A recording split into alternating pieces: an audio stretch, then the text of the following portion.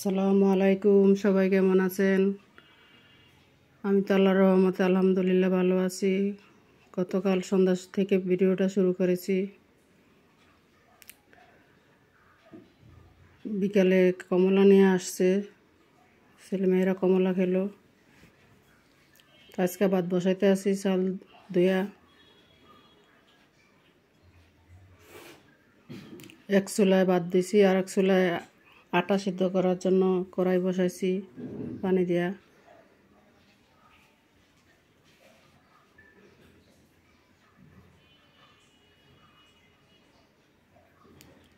আমার চাল ধোয়া হয়ে গেছে, বসিয়ে দিছি। আর এক চুলা কড়াইতে আটার পানি বসাইছি, আটা সিদ্ধ করতে হবে। আটা সিদ্ধরে অনেকে কাই বলে। লবণ দিয়ে দিছি, তেল দিয়ে দিছি। তেল দিলে হাতের ভিতরে আর আটাটা লাগে না।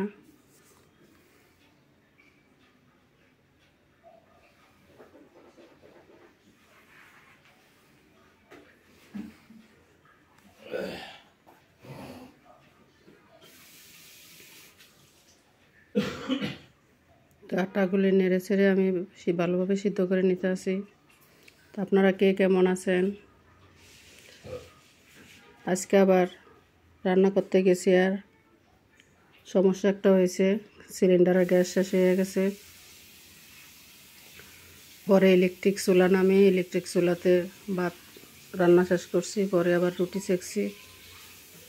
এই হইলো ঝামেলা। ঝামেলা ছাড়া কোনো ইয়া নাই, এক এক দিন এক এক ঝামেলা থাকেই। রুটিটা সুন্দর মতন ফুলেছে।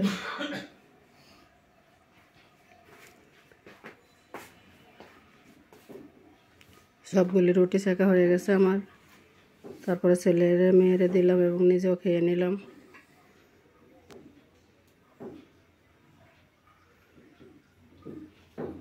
আর ডিম রান্না করব, ডিম সিদ্ধ বসাই দিছি। ডিম আর ভাতে বসাইছিলাম। ইলেকট্রিক চুলার ভিতরে আমি দুধ গরম দিছি, দুধ দিয়ে আমি রুটি খেয়েছি। তো ডিমগুলি ছিলে নিয়েছি, কড়াইতে ভাজতে আছি। ডিম ভুনা আর ডাল আছে, ডাল দিয়ে খাবে।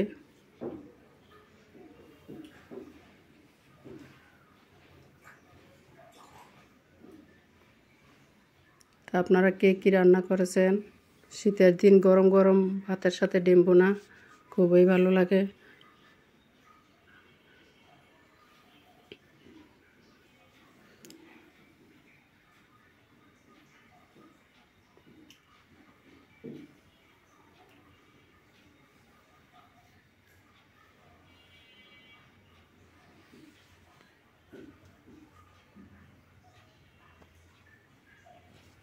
তো আমার হাজব্যান্ড খিদে লেগে গেছে, ওনাকে ভাত দিয়ে দিলাম। আজকে ডাল চাইতে আছে, ডাল আছে, পরশু দিন রাঁধছি ডাল। ডাল খাওয়া শেষ হয় নাই। তো আপনারা আমার চ্যানেলটা সাবস্ক্রাইব করে দিবেন। অলরেডি যারা করে দিয়েছেন তাদেরকে অসংখ্য অসংখ্য ধন্যবাদ। আর যারা করেন নাই তারা হেল্প করবেন। আপনাদের সাহায্য ছাড়া কোনো হবে না। আপনাদের সহযোগিতায় আমি এগিয়ে যাব। এগোতে সময় লাগবে, তারপরও সাবস্ক্রাইব করে বেল আইকনটি বাজিয়ে দিবেন, তাহলে নোটিফিকেশন চলে যাবে আপনাদের মোবাইলে।